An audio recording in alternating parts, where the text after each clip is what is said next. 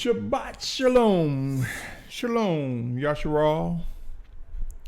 Shalom, shalom, shalom. Welcome to Final Exodus Alerts. This is Final Exodus Alert number 4. My brothers and sisters, end times are real. There are things that must occur and will occur. The realities of what's coming before us is unfolding with each passing day. I say to you, O Yashar'al, with all the work that must be done, with all the things that must be done, let us consider the scriptures. Let us consider all that we know, all that we've learned, all that we are learning regarding the Almighty Father using his chosen ones to lead his children. There are no doubts that there will not be a pre-tribulation rapture to those who clearly are drawn and awakened to the voice of the Spirit of the Almighty Father Yahuah sent in Yahusha's name. My brothers and sisters, if you're tuning in for the first time, my name is Symmanayah, and this alert focuses on his choice, his time. I say to you again, welcome.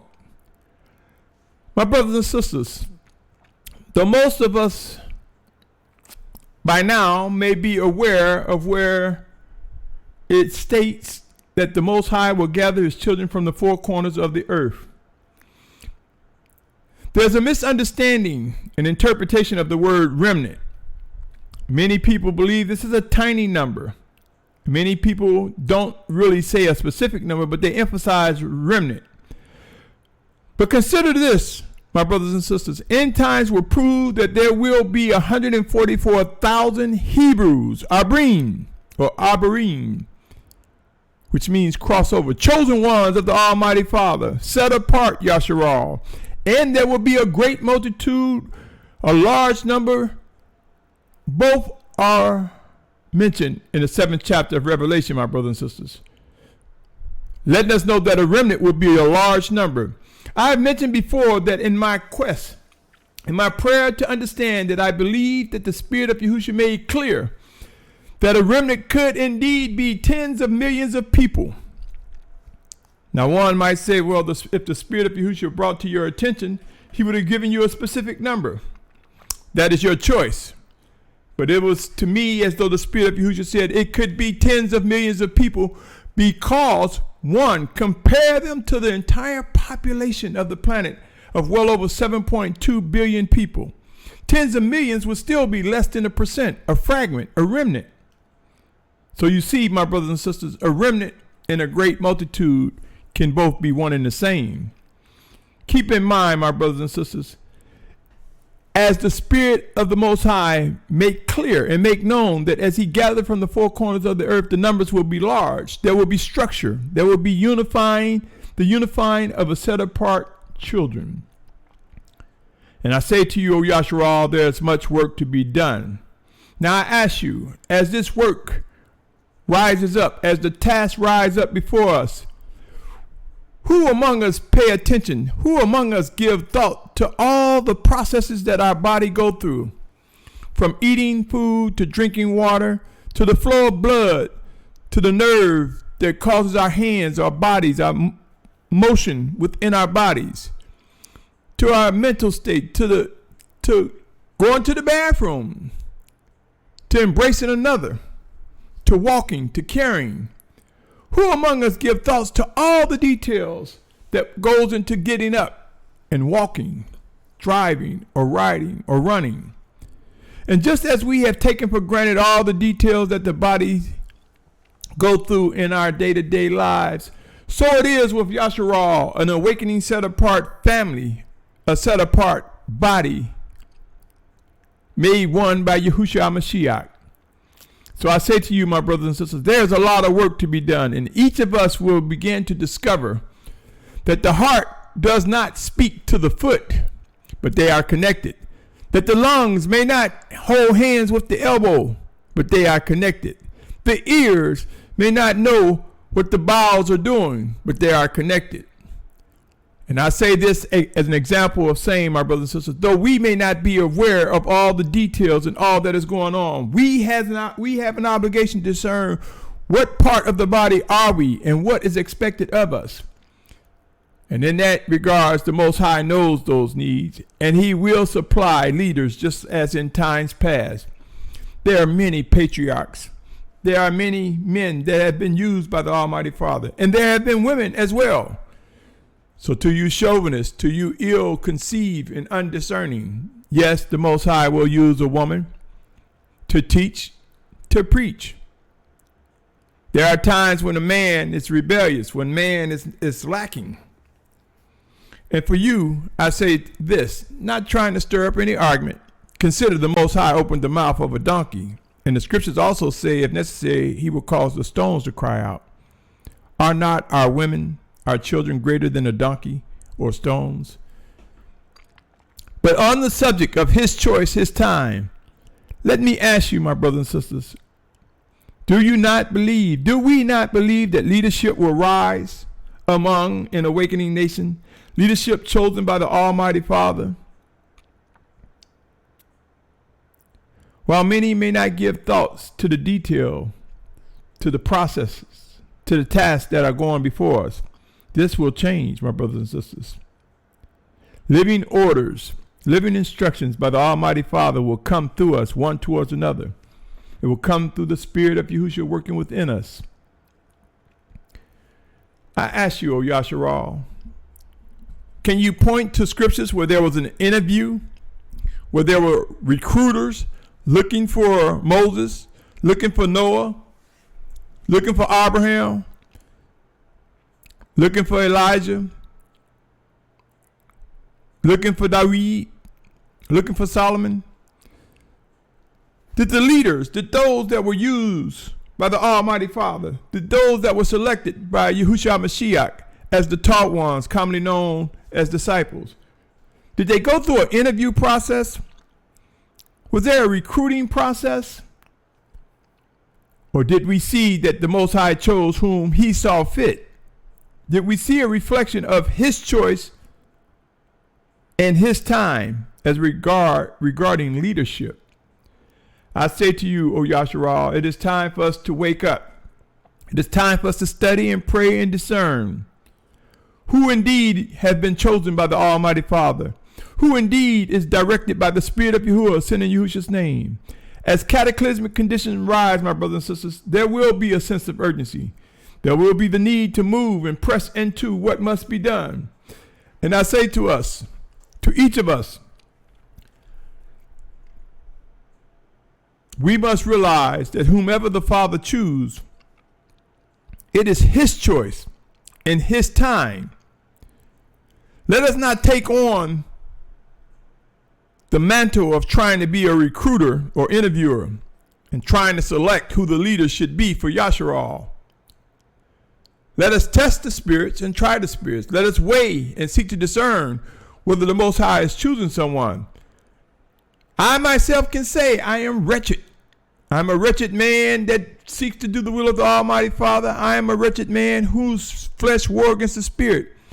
But I am also a wretched man who seeks to do the will of the Almighty Father, who seeks to grow and discern and walk in obedience, who seek to walk in set apartness. O Yashar'al, I must admit, let me tell you, I don't think I'm better than any other set apart child of the Most High. Yes, there are times I say, wow, I feel alone. I don't see individuals want to engage conversations to grow into this relationship with the Spirit of Yahusha. I don't see individuals saying, let me purge myself from compromising fellowships. Let me come away from those who say I agree to disagree and just continue to hang out with one another knowing we don't agree on different things. Let us understand, my brothers and sisters, the need. A need that I personally crave for is those who say, let us come into the scripture. Let us look at them in whole. Let us receive what the Spirit of the Most High Father in the name of Yahusha has to say to us. I'm no better. I felt, my brothers and sisters, the other day, I felt overwhelmed. I think, oh, wretched man that I am. I make mistakes. There was something that I was a little disappointed in my wife, my Isha. I was a little disappointed, a little upset. But when I got to the seed of the matter, when I prayed and examined the matter, and I wasn't a little upset, I was angry. Just tell it like it is. But as I prayed, as I sought the Most High, how do I discover the wisdom to know what to say and what to do in this situation? And it was as though the Most High said, look in the mirror. Though what she did, you may condemn, you're doing something similar to it. And it was regarding eating, my brothers and sisters, and managing our natural bodies. And I looked and I said, when I looked at the seed of the matter, they were similar. And I felt like a hypocrite. And then I began to reflect on my life and the messages that I post. And I stumble and fall. Make no mistake, I'm not any better than anyone. And I felt for a moment like this self-condemnation. I mean, yes, what's wrong should be condemned, and I should repent of, and I did repent of. But I felt this overwhelming sensation of, oh, wretched man that I am. Oh, Father, I'm not worthy to put any of these posts up. I didn't earn the position to present what I've presented. It wasn't anything I did. I was not recruited by anyone. It was his choice, his time, and it requires being obedient to him. Were the servants of the Most High that we read about, did they go through a recruitment or qualification process? My brothers and sisters, sure, let us ask questions. Let us test the Spirit to make sure it is indeed by the Spirit of the Most High. But let us realize what is expected, what must and will come to be, it is his choice and his time. We cannot purchase a position of leadership, nor can we create our own positions. Nor do people who sit there and put people in leadership think that they have the authority and the audacity to appoint the chosen ones. My brothers and sisters, it's his choice in his time, and he will prove such. My brothers and sisters, remember the flesh war against the spirit, so therefore each of us will experience stumbling and falling. But we will also witness being refined and disciplined and brought into a reflection of what is necessary to do what is expected of us. Allow me to present some scriptures, my brothers and sisters. Matthew chapter 20, verse 16 says, thus the last shall be first and the first shall be last. For many are called, but few chosen.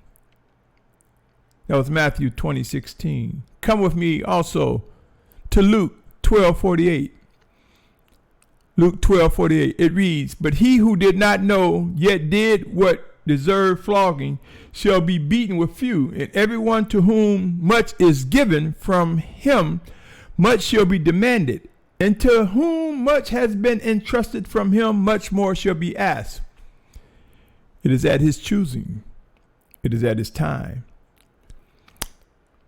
1 Peter 4:17 through 19 talks about judgment beginning at the house of the Most High.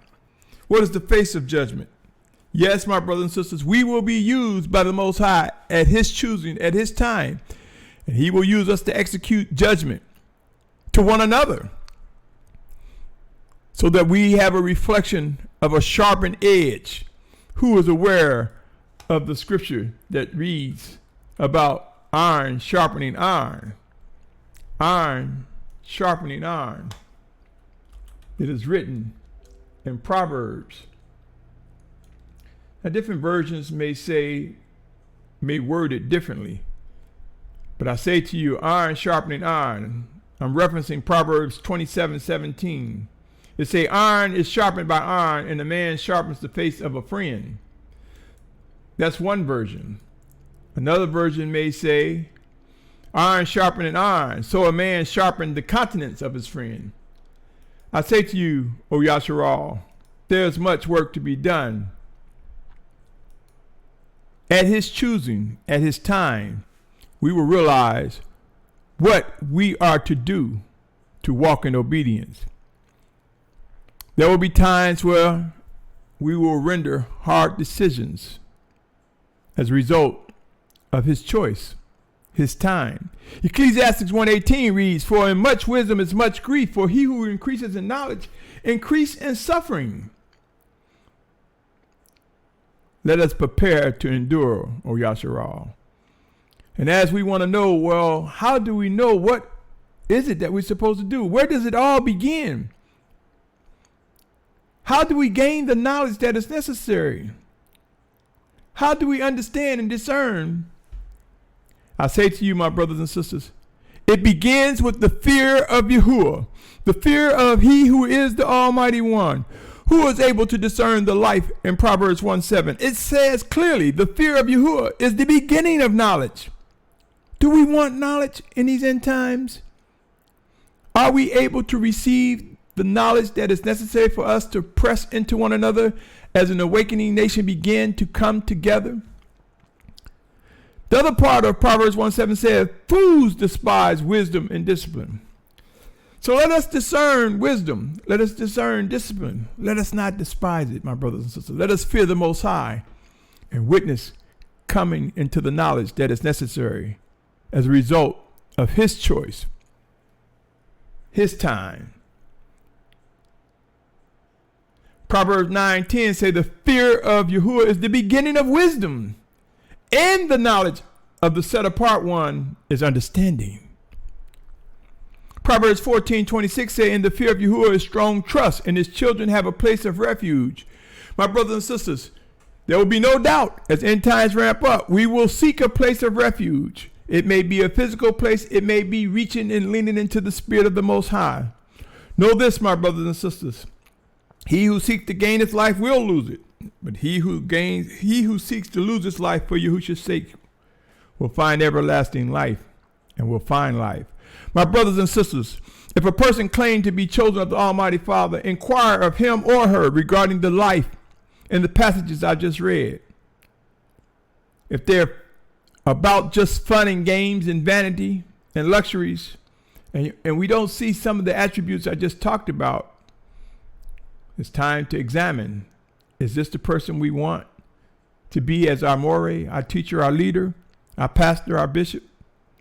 If they do not exhibit some of the fruits of one who is led by the Most High to lead, maybe it's time to come away. Maybe it's time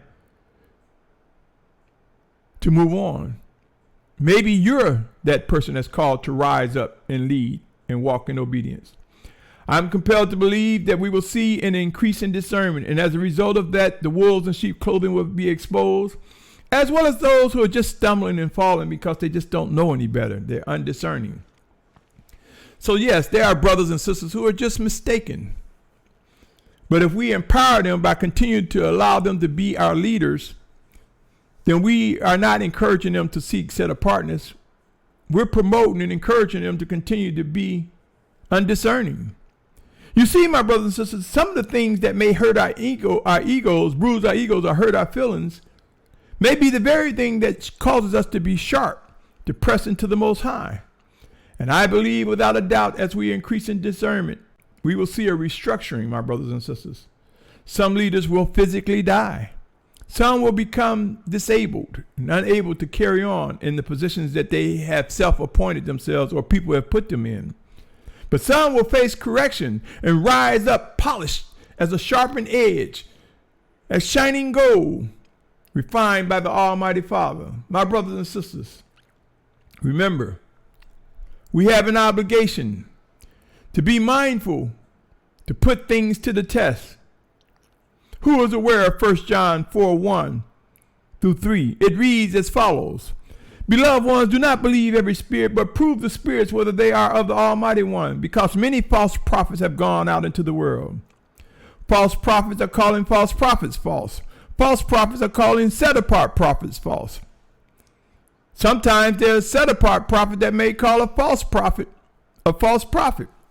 if they're in error. You see, the flesh war against the spirit, so we'll stumble and fall. But the Most High Father will make known all that is correct. 1 John 4:2 say, by this you know the spirit of the Almighty One. Every spirit that confesses that Yahusha Messiah has come in the flesh is of the Almighty One, and every spirit that does not confess Yahusha Messiah has come in the flesh is not of the Almighty One. And this is the spirit of the anti-Messiah, which you heard is coming, and now is already in the world. My brothers and sisters, we must also see how one who claims to be a leader must also be one who is aware of Hebrews 12th chapter and Revelation 3:19. They must be able to talk about the discipline of Abba Yahuah. What does that mean to them, to the person in the mirror, to those whom they lead?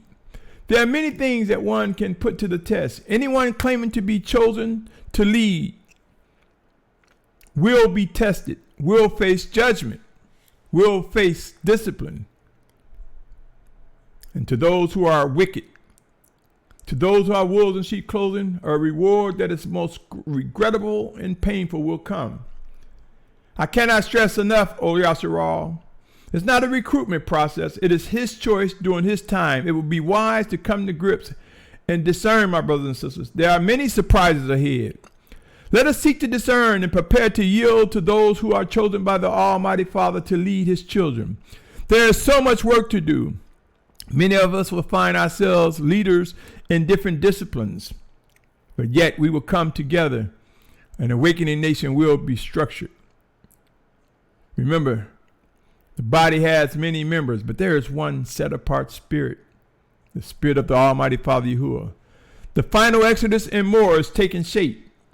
Whether we realize it or not, sooner than we expect, we will begin to see the structuring of 144,000. We will begin to see the coming together of a great multitude. We will begin to see the rise of the set-apart ones chosen to fulfill the things that are written regarding these end times before the physical return of Yahusha HaMashiach. Proof will come, O Yasharal. All doubt will dwindle with each passing day to those who are refined in the image to do the things that are directed by a living Almighty Father in Yahusha's name. Beware of Yasharal. Beware of wicked leaders, mores, and teachers and pastors, or any other who craft barriers on their own, who create qualifications for those who will lead, who fabricate why they should be a leader, who take advantage of the unlearned because of their eloquent speech or their beautiful dress. Beware, O Yasharal, for the Almighty Father has a reward for the wicked and the disobedient. The Almighty Father will respond through those who are obedient to him. He will speak through us one towards another, and we will find ourselves rejecting the things that are wicked and evil. In some cases, there will be death, physical death. All obstacles will be removed, my brothers and sisters, that must be removed in order to fulfill these final end time prophecies. Allow me also to present these words, O Yasharal. Romans 12th chapter, verse 3 through 8. It reads as follows. For I say, through the favor which has been given to me, to everyone who is among you, not to think of himself more highly than he should think, but think soberly, as the Almighty One has given to each a measure of belief. For we have many members in one body, but all members do not have the same function. So we, the many, are one body in Messiah, and members each one of one another. Now, having different gifts according to the favor which was given to us, let us use them accordingly. If prophecy, according to the proportion of belief. If serving, in the serving, or he who is teaching, in the teaching. Or he who encourages, in encouragement. Or he who is sharing, in sincerity. He who is leading, in diligence. He who sows compassion joyously. My brothers and sisters, many members. You can read Romans 12th chapter, 1 Corinthians 12, and Ephesians 4. It speaks much of how there are many different gifts. Do it name them all? Not at all. It gives us examples, realistic examples. And so many people tend to covet the examples, not knowing that within the complexity of the body of set-apart children of Yashar'al, there are so many things that are so important. Consider the physical body. If the lungs shut down, could we still function? Without the legs, could we move about? Without the aid of something that was produced by somebody with legs and hands, such as a wheelchair or crutches. You see, if a part of our veins decide to up and run and the blood cannot flow like it should, and it becomes a clot, could this not lead to physical death? You see, some of the most intricate parts of our body, if our body did not, and this might say, you might say I'm being sarcastic, but if the part where our human waste come out closed up and we could not release the waste, you think we'll still physically live? My point, my brothers and sisters, the body is so complex. Just as the body is complex, but works together by the word of the Almighty Father. Keep in mind, it's written in Deuteronomy 8:3, man doesn't live by bread alone, but every word that proceeds by the Almighty Father. So I say to you, the body have many members. There's much work to be done. Let the leaders, let those who are of his choosing during his time. Remember, it's his choice, his time. Let us discern those whom he has chosen, O Yashar'al. Let us begin to ask questions. Let us begin to discuss what must and will be done. Let us begin to act. Let us begin to move into set apartness like never before. Witness this, O Yashar'al, for it will indeed come before those who have been prophesied to fulfill the final exodus. Remember, O Yashar'al, I strongly encourage each and every listener to these words. Let us begin the discussion, for a great tribulation is unfolding or is ahead. This is not to debate whether it started or not, but I say to you this: end times bring cataclysmic conditions, famine, pestilence, wars, earthquakes, volcanoes, meteors, and other cataclysmic things. There will be extreme humbling times. There will be forced migrations. The formation, the structuring, the movement of an awakening nation, it requires much and many details. There are processes that will arise that we will discern to be a result of those who are led by the Spirit of the Almighty Father. His choice, his time. Be careful of trying to step into a recruitment or interview process. Test the Spirit. Question the actions of those who will rise up as outspoken or leaders. But it is those whom he chooses to lead, and he will prove such, O Yasharal. He will prove.